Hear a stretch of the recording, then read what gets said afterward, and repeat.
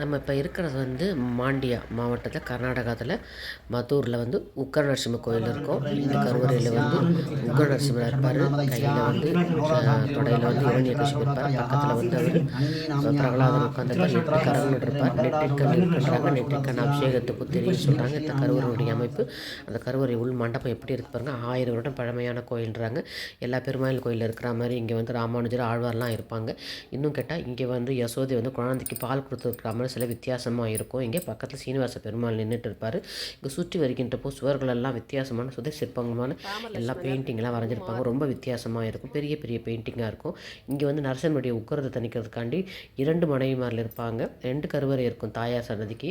அதே மாதிரி அனந்த சயனத்தில் பெருமாள் வந்து படுத்திருக்கிற மாதிரியெல்லாம் சுற்றி வருகின்ற போது இருக்கும். இன்னொன்று வந்து இங்கே வந்து ஆச்சரிய வித்தியாசமாக இருப்பார். வாழை கையில் பிடிச்சிட்டு வாயில் கை வச்சுக்கிட்டு இருக்க மாதிரி இருக்கும். அதாவது ராமர் முன்னாடி வாழை ஆட்டக்கூடாது, வாய் பேசக்கூடாது அப்படின்ற அர்த்தத்தை குறிக்கிற மாதிரி இருக்கும். அருமையாக இருக்குல்லங்க.